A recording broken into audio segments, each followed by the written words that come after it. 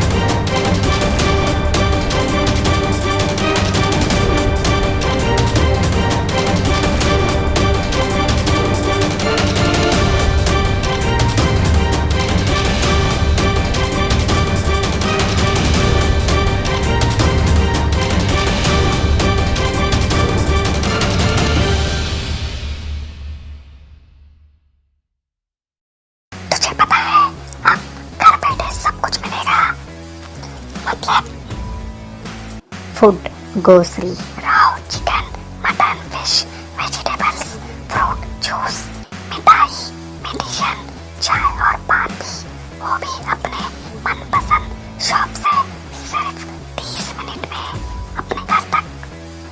अरे वाह, मैं तो अभी ऑर्डर करती हूँ। क्या बताया? ऐप का नाम बिगोस। तुम इस ऐप के बारे में किसी को मत बताना। सुना हमने, किसी को मत बताना।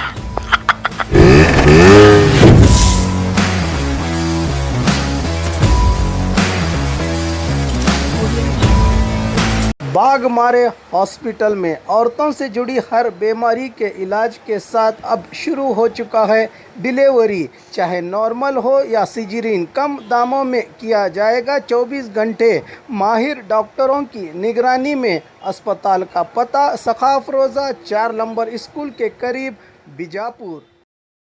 और खबरों के लिए देखते रहिए बी न्यूज़ नेशन।